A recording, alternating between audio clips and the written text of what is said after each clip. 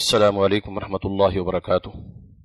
الحمد للہ رب العالمین والصلاة والسلام علی سید الانبیاء وخاتم المرسلین وعلی آلہ وصحبہ اجمعین ومن تبعهم بإحسان الى یوم الدین وبعد فاعوذ باللہ من الشیطان الرجیم من ہمزہ ونفخہ ونفثہ۔ بسم اللہ الرحمن الرحیم۔ قوا انفسکم واہلیکم نارا وقودها الناس والحجارہ علیہا ملائکۃ غلاظ شداد لا یعصون اللہ ما امرهم ویفعلون ما یؤمرون۔ وقال تعالی فی مقام آخر من زحزح عن النار وادخل الجنۃ فقد فاز۔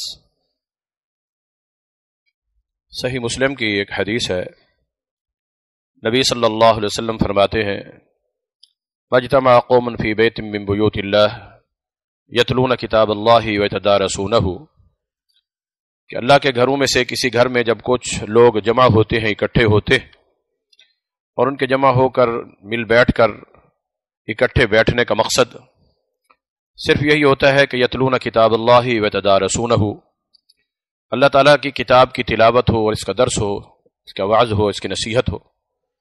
یوں ہی یہ لوگ جمع ہوتے ہیں تو حفت علیہم الملائکہ، اللہ کے ملائکہ اور فرشتے اس محفل اور مجلس کو ڈھانپ لیتے ہیں۔ وغشیتہم الرحمہ، اللہ تبارک و تعالیٰ کی رحمت بھی اس محفل اور مجلس کو ڈھانپ لیتی ہے، چھاؤں کر لیتی ہے اس کے اوپر۔ ونزلت علیہم السکینہ، اور اللہ تبارک و تعالیٰ کی طرف سے سکینت، اطمینان اور رحمت اور خیر اور برکت جو ہے اس محفل اور مجلس میں بیٹھنے والوں پر نازل ہوتی۔ صرف یہی نہیں بلکہ فرمایا وغفرہم اللہ، اللہ تبارک و تعالیٰ جو لوگ بھی اس محفل اور مجلس میں شامل ہوں ان کے گناہوں کو معاف فرما دیتا ہے۔ صرف یہی نہیں وذکرہم اللہ من عندہ، جو اللہ کے پاس ملائکہ اور فرشتے ہیں، اللہ ان فرشتوں کے سامنے ان لوگوں کا تذکرہ کرتا ہے۔ دعا کریں اللہ ہم سب کو اس حدیث کا مصداق بنا کر ہم سب کے گناہوں کو معاف فرما کر اپنی رحمتیں، خیر اور برکتیں ہم سب کو بھی نصیب فرما دے۔ الحمدللہ اللہ کے گھر میں بیٹھے ہیں، قرآن کی تلاوت ہوئی ہے، اسی کا درس ہے، اللہ تعالیٰ سمجھنے کی اور عمل کی توفیق عطا فرمائے۔ جو آیت میں نے پڑھی ہے دوسری، اس میں اللہ تعالیٰ نے فرمایا کہ من زحزح عن النار وادخل الجنۃ فقد فاز، کہ جس آدمی کو قیامت کے دن جہنم میں جانے سے بچا لیا جائے اور جنت میں داخل کر دیا جائے تو وہ شخص کامیاب ہے۔ ہمارے ہاں تو انسان بے روزگار ہو، اچھا سا روزگار مل جائے، ہم سمجھتے ہیں کامیاب ہے۔ روزگار چھوٹا ہو، تھوڑا ہو، اس میں ترقی مل جائے، اضافہ ہو جائے، بڑھ جائے تو ہم سمجھتے ہیں کامیاب ہے۔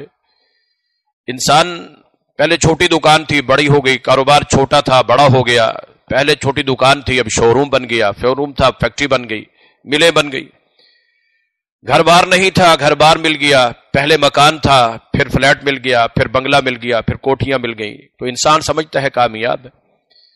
انسان جاب لیس ہو، کوئی نوکری نہیں ہے، بے روزگار ہے، کہیں اچھی سی ملازمت مل جائے، کوئی روزگار مل جائے، ہم سمجھتے ہیں کامیاب ہے۔ کوئی بزنس، کوئی کاروبار، کوئی دنیاوی اعتبار سے کوئی زمین، کوئی جائیداد کوئی خرید کر لے تو ہم سمجھتے ہیں کہ کامیاب ہے، پراپرٹی آ گئی، کامیاب ہے۔ مال و دولت، سونا چاندی، دنیاوی ترقی، اسی طرح کوئی بڑا عہدہ مل جائے، کوئی ذمہ داری مل جائے، کوئی حکومت میں اقتدار میں کوئی حصہ مل جائے، کوئی کونسلر، کوئی چیئرمین، کوئی ناظم، کوئی وزیر، کوئی وزیر، کوئی صدر، کوئی نائب صدر، کوئی وزیر اعظم، کوئی وزیر اعلیٰ کے عہدے تک پہنچ جائے تو ہم سمجھتے ہیں کامیاب ہے۔ لا علم تھا، پڑھتے ہوئے انجینئر بن گیا، ہم سمجھتے ہیں کامیاب ہے۔ ڈاکٹر بن گیا، سمجھتے ہیں کامیاب ہے۔ LLB کر لی، وکیل بن گیا، یہ جج بن جائے گا، وہ کامیاب ہے۔ یہ کامیابیاں میری اور آپ کی نگاہ میں کامیابیاں ہیں، لیکن یہ کوئی حقیقی اور اصلی کامیابی نہیں ہے۔ حقیقی اور اصلی کامیابی قرآن کریم میں اللہ رب العالمین نے بیان فرمائی ہے کہ من زحزح عن النار وادخل الجنۃ فقد فاز، کہ جس آدمی کو قیامت کے دن جہنم میں جانے سے بچا لیا جائے اور جنت میں داخل کر دیا جائے تو وہ شخص کامیاب ہے۔ دعا کیجیے اللہ ہم سب کو بھی یہ حقیقی کامیابی نصیب فرمائے۔ قرآن میں بار بار اللہ نے حکم دیا واتقوا النار، اپنے آپ کو جہنم سے بچا لو۔ قوا انفسکم واہلیکم نارا، اپنے آپ کو اور اپنے اہل و عیال کو جہنم سے بچا لو۔ وقودها الناس والحجارہ، جس کا ایندھن انسان اور پتھر ہوں گے، جو پتھروں تک کو بھی جلا دے گی۔ دنیا کی یہ آگ رسول اللہ فرماتے ہیں ان نارکم التی توقدون علیہ، دنیا کی یہ آگ جسے تم استعمال کرتے ہو، جلاتے ہو ایندھن کے طور پر مختلف ضروریات کے اندر، یہ جہنم کی اس آگ کے 70 حصوں میں سے ایک حصہ ہے یا 69 حصوں میں سے ایک حصہ ہے. وہ 70 حصے 69 حصے اس سے زیادہ سخت گرم. آج دنیا کی یہی آگ ہم سے برداشت نہیں ہو سکتی. چند لمحے کے لیے ہم کھانے پینے کی کوئی چیز روسٹ مشین میں ڈالتے ہیں تو اس کے بعد دیکھیے کہ اس کا کیا حشر ہوتا ہے، کیا گل سڑ کے کیا ہو جاتی ہے. اور قیامت کے دن جو پھر جہنم میں جائے گا تو خالدین فیہا ابدا. اللہ ہم سب کو محفوظ فرمائے. قوا انفسکم واہلیکم نارا، اپنے آپ کو بھی بچانا ہے، اپنے اہل و عیال کو بھی بچانا ہے. اور یہ چیز ذہن میں رکھنی ہے کہ بچنے کی کوشش کرنی ہے، اپنے آپ کو بچانے کی کوشش کرنی ہے. اور اس کے لیے صحابہ تو پریشان ہو جایا کرتے تھے. معاذ بن جبل رضی اللہ تعالیٰ عنہ نبی صلی اللہ علیہ وسلم کے پاس آئے، پریشان سے تھے. پریشانی بھی اتنی زیادہ کہ ہی اسقبتنی واکدرتنی وامرتنی، اللہ کے رسول صلی اللہ علیہ وسلم ایسا پریشان ہوں کہ میری طبیعت اکتا چکی ہے، گھبرا چکی ہے، طبیعت میلی ہو چکی ہے، ہر وقت غمزدہ رہتا ہوں، پریشان رہتا ہوں. اس پریشانی نے مجھے بیمار کر دیا ہے، غمزدہ کر دیا ہے. یہ پریشانی، رسول اللہ نے فرمایا بتاؤ تو صحیح کیا پریشانی ہے. تو کہتے ہیں اللہ کے رسول دلنی علی عمل اذا عملته دخلت الجنت وبعدت من النار.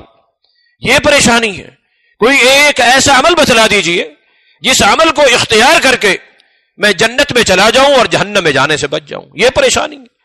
آج مجھے اور آپ کو پریشانی یا اپنے کاروبار کی ہوگی، یا اولاد کے کاروبار کی ہوگی، یا گھر بار کی پریشانی ہوگی، یا بزنس کی، یہ قسم کی پریشانیاں، کہیں بچوں کی بھی پریشانی، کہیں دنیا کی یہ پریشانیاں. صحابہ کرام رضوان اللہ علیہم اجمعین یہ پریشانیاں ہوا ہی نہیں کرتی تھیں. ان کی تو ہر وقت یہی فکر ہوتی تھی کہ کسی طرح جہنم میں جانے سے بچ جائیں اور جنت میں جانے والے بن جائیں. ربیعہ رضی اللہ تعالی عنہ نبی صلی اللہ علیہ وسلم کے بڑے جلیل و قدر صحابی، اپنے گھر کے کام کاج نپٹا کر عشاء کی نماز پڑھنے کے بعد جاتے بیوی بچوں کو سلا کر مسجد میں تشریف لے آتے. نبی صلی اللہ علیہ وسلم کے گھر سے جو کھڑکی مسجد میں کھلتی تھی اس کے سامنے لیٹ جاتے تھے کہ رسول اللہ صلی اللہ علیہ وسلم رات کو باہر نکلے، کوئی آپ کی حاجت، کوئی آپ کی ضرورت، کوئی وضو، کوئی مسواک، کوئی ایسی کہ پانی بھر کے لا کے دیتے تھے. رسول اللہ بھی روزانہ جب اٹھتے تھے قیام اللیل کے لیے، رات کی آخری وہ نماز پڑھنے کے لیے، باہر آتے وہ جاگ جاتے، بیدار ہو جاتے، اس انتظار میں ہوتے کہ رسول اللہ تشریف لائے تو میں آپ کی خدمت کروں. باہر تشریف لائے رسول اللہ صلی اللہ علیہ وسلم، باہر مسجد سے باہر گئے، وضو وغیرہ کیا، وضو وغیرہ رسول اللہ صلی اللہ علیہ وسلم نے سوچا یہ روزانہ میرے لیے جاگتا ہے، میرے وضو کا اہتمام کرتا ہے، پانی بھر کے لاتا ہے، مسواک جوڑ کے رکھتا ہے، یہ میری اتنی خدمت کرتا ہے، یہ جیسے میری ضروریات کا خیال کرتا ہے، اس کی بھی تو کوئی ضرورت ہوگی، اس کی بھی تو کوئی حاجت ہوگی. تو ایک دن رات کے اس آخری پہر میں جب وضو سے رسول اللہ فارغ ہوئے تو فرمایا سل یا ربیعہ، ربیعہ تمہاری کوئی حاجت ہو، تمہاری کوئی ضرورت ہو، تمہاری کوئی مشکل ہو، تمہاری کوئی پریشانی ہو تو بتاؤ. تو کیا پریشانی پیش کی، کیا پریشانی پیش کی؟ مانگا تو کیا مانگا؟ دولت نہیں مانگی، مال نہیں مانگا، بنگلہ نہیں مانگا، گاڑی نہیں مانگی، سونا چاندی نہیں مانگا، درہم دینار نہیں مانگے، جائیدادیں، پراپرٹیاں، باغات، فصلیں، کچھ نہیں مانگا. مانگا تو کیا مانگا؟ مرافقتک فی الجنہ، کہ اللہ تبارک و تعالی مجھے جنت میں آپ کا ساتھ نصیب کر دے. اللہ اکبر. فکر ہوتی تھی کہ بس جنت مل جائے، فکر ہوتی تھی کہ کس طرح ہم جہنم میں جانے سے بچ جائیں. کیوں وہ سمجھتے تھے اللہ کے قرآن پر، رب کے فرمان پر کہ یہ لا ریب، بے عیب، برحق اللہ کی سچی کتاب ہے، اس پر ایمان لانا بھی ضروری ہے. اور جو کچھ اس میں اللہ نے فرما دیا وہ برحق، جب برحق ہے تو من زحزح عن النار وادخل الجنت فقد فاز، کہ جس آدمی کو جہنم سے بچا لیا جائے، جنت میں داخل کر دیا جائے تو وہ شخص کامیاب ہے. وہ حقیقی کامیابی یہی سمجھتے تھے. دنیا کی کامیابی ان کے ہاں کوئی حیثیت نہیں رکھتی تھی. اب جو رسول اللہ نے ربیعہ کو فرمایا تھا تو ظاہری طور پر دنیا کی کوئی تمہاری ضرورت ہو، تمہاری دنیا کی کوئی حاجت ہو، تمہاری دنیا کی کوئی پریشانی ہو، کوئی ٹینشن ہو، بتاؤ. اولاد نہیں مانگی، گھر بار نہیں مانگا، جائیداد نہیں مانگی، کاروبار نہیں مانگا، بزنس نہیں مانگا، دنیاوی ترقی نہیں مانگی، اور مال و متاع میں اضافہ نہیں مانگا، رزق و دولت میں اضافے کی دعا کی درخواست نہیں کی، اولاد میں خیر و برکت اور گھر بار میں بھی برکت کی دعا نہیں کی، مطالبہ طلب کیا، سوال رکھا سامنے رسول اللہ صلی اللہ علیہ وسلم کے، تو یہی کہ مرافقتک فی الجنہ، کہ اللہ تبارک و تعالی جنت میں آپ کا ساتھ نصیب فرما دے۔ تو پھر نبی صلی اللہ علیہ وسلم نے کیا فرمایا؟ فَأَعِنِّي عَلَى ذَلِكَ بِكَثْرَةِ السُّجُودِ، اگر تم جنت میں میرا ساتھ حاصل کرنا چاہتے ہو تو پھر تم سجدے زیادہ سے زیادہ کیا کرو۔ کیا معنی؟ کہ فرائض کے علاوہ نفلی نمازوں کا اور سنتوں کا بھی اہتمام کیا کرو، کہ ان سجدوں کی کثرت کے ساتھ اللہ تعالیٰ تمہیں جنت میں میرا ساتھ نصیب فرما دے گا۔ تو ایسے عمل کے لیے وہ پریشان ہوا کرتے تھے، دنیا کی کوئی پریشانی نہیں ہوا کرتی تھی۔ ایک بات تو یہ ذہن میں رکھیے کہ جہنم سے بچنے کے لیے محنت بھی کرنی ہے، کوشش بھی کرنی ہے کہ ایسے عمل کیے جائیں جو جہنم سے بچانے والے اور جنت میں لے کر جانے والے، اور اللہ سے دعا بھی کرنی ہے کہ جہنم سے بچانے والا بھی کون ہے؟ اللہ ہے، اور نیک عمل کی توفیق دینے والا بھی کون ہے؟ اللہ ہے۔ گناہوں سے بچانے کی توفیق کی کون دیتا ہے؟ اللہ دیتا ہے۔ اور جہنم سے بچانے والا، ہم جہنم کو بنانے والا، پیدا کرنے والا جو اللہ ہے وہی بچا سکتا ہے، اور جنت کو بنانے والا جو جنت کا خالق اور مالک ہے وہی جنت عطا کر سکتا ہے۔ تو اس لیے جہنم سے بچنے کی دعا بھی کرنی ہے اور جنت کو حاصل کرنے کی دعا بھی کرنی ہے۔ اپنا ناتا اللہ سے جوڑنا ہے، مانگنا ہے رب سے، اللہم اجرنی من النار۔ نبی صلی اللہ علیہ وسلم فرماتے ہیں کہ جو شخص صبح کی نماز کے بعد بغیر کسی سے کلام کیے 7 دفعہ یہ دعا پڑھ لیتا ہے صبح کی نماز کے بعد، اللہ تبارک و تعالیٰ اس شخص کو شام تک جہنم کی آگ سے بچا دیتا ہے۔ اگر اسی حالت میں موت ہو اس کی آ گئی، شام سے پہلے اللہ کے پاس چلا گیا تو یہ جہنم سے آزاد ہے۔ اللہ اکبر۔ اور اسی طرح جو شخص مغرب کی نماز کے بعد پڑھ لیتا ہے 7 دفعہ، ایک روایت میں رسول اللہ فرماتے ہیں کہ جو شخص 10 دفعہ پڑھتا ہے صبح، 10 دفعہ شام میں، ایک روایت میں 100 دفعہ کا بھی ذکر آتا ہے، اور فرمایا کیا کہ فَأَجَارَهُ اللَّهُ مِنَ النَّارِ، اس دعا کے نتیجے میں پھر اللہ تبارک و تعالیٰ اس شخص کو جہنم سے بچا لیتا ہے، محفوظ کر لیتا ہے۔ دعا بھی کرنی ہے، اللہ ہم سب کو جہنم سے بچائے، ہمارے اہل و عیال کو بھی جہنم سے بچائے، بیوی بچوں کو، والدین کو، ماں باپ کو بھی، ہمارے اساتذہ علماء کو بھی، ہمارے ساتھ اٹھنے بیٹھنے والے مومن اور موحد دوستوں، ساتھیوں اور بھائیوں کو بھی اللہ تبارک و تعالیٰ جہنم سے آزاد فرما دے، جنت الفردوس نصیب فرما دے۔ اور اعمال بھی ایسے کرنے ہیں جن اعمال کے نتیجے میں جہنم سے اللہ بچا دیتا ہے اور جنت عطا فرما دیتا ہے۔ ان اعمال میں سے ایک تو بنیادی ایسا عمل ہے جس کا تعلق عقیدے کے ساتھ ہے۔ قرآن میں اللہ نے فرمایا ہے کہ انہ من یشرک باللہ فقد حرم اللہ علیہ الجنہ ومأواہ النار، جو اللہ کی ذات میں، صفات میں، اس کے حقوق و تقاضوں میں کسی کو ذرہ برابر شریک بنا لیتا ہے، اللہ اس کے اوپر جنت حرام کر دیتا ہے اور اس کا ٹھکانہ ہمیشہ ہمیشہ جہنم بن جایا کرتی ہے۔ اللہ ہم سب کو شرک سے محفوظ فرمائے، جہنم سے محفوظ فرمائے۔ تو شرک سے اپنے آپ کو بچانا لازم اور ضروری ہے، کیوں؟ شرک جہنم کی طرف لے کر جانے والا ہے۔